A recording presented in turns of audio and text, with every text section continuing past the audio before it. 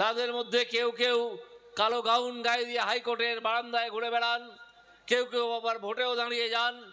এই দালালরা বলেছে যে যে সম্পত্তির হিসেব ইলেকশন কমিশনকে দেয়া হয় ভোটের সময়, সেই সম্পত্তির হিসেব দেয়া হবে।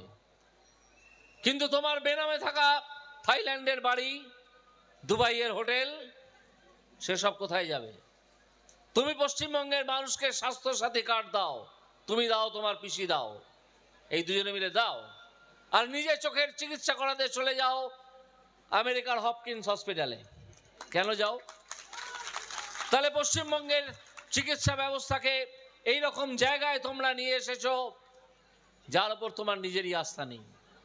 তুমি নিজের চিকিৎসার জন্য চলে যাবে আমেরিকায় বা লন্ডনে, আর পশ্চিমবঙ্গের যারা সাধারণ মানুষ তাদের জন্য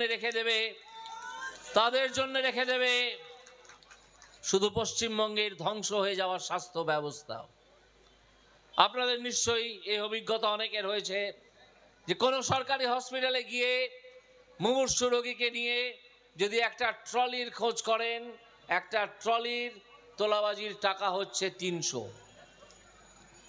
টাকা। আপনি একটি দালালের হাতে গুঁজে দেবেন, যে দালাল তৃণমূলের সদস্য, আপনারা খোঁজ নিলেই জানতে পারবেন, তার মুখ অনেকে চেনেন এলাকার মানুষেরা, তখনই তো আপনি একটা ট্রলি পেয়ে যাবেন।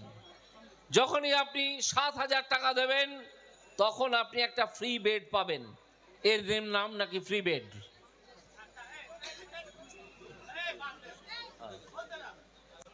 এইটা নাকি ফ্রি বেড। শিক্ষা ধ্বংস করেছো, স্বাস্থ্য ধ্বংস করেছো। তোমার প্রাক্তন শিক্ষা